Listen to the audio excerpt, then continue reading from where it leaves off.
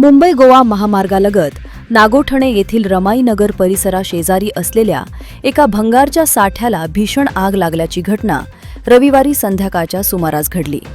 सुदैवानं आग वेळीच आटोक्यात आल्यानं मोठी जीवितहानी टळली असली तरी या घटनेनं परिसरातील सुरक्षेचा प्रश्न पुन्हा एकदा चव्हाट्यावर आणला आहे. या आगीबाबत संबंधित भंगारवाल्याला विचारले असता त्यानं आपला बचाव करताना सांगितले की महावितरणच्या वीज खांबावर स्पार्किंग झाल्यामुळे ही आग लागली. मात्र स्थानिक ग्रामस्थांनी हा दावा फेटाळून लावला आहे.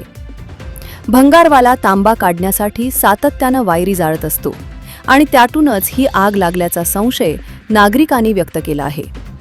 या ठिकाणी भंगार अस्ताव्यस्त पडलेले असून वायरी जाळल्यामुळे निर्माण होणाऱ्या प्रचंड धुरामुळे आजूबाजूच्या परिसरात प्रदूषणाची समस्या गंभीर झाली आहे.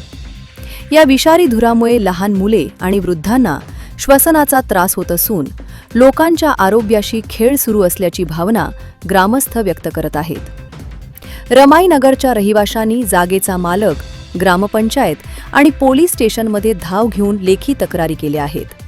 मात्र अद्याप कोणतीही ठोस कारवाई झालेली नाही.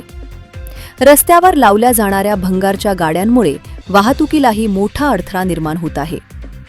वारंवार घडणाऱ्या अशा घटनांमुळे भविष्यात मोठी दुर्घटना घडण्याची शक्यता असून संबंधित विभागानं तातडीनं चौकशी करून कठोर कारवाई करावी अशी मागणी जोर धरत आहे. जनोदयकरिता नितीन गायकवाड, नागोठणे.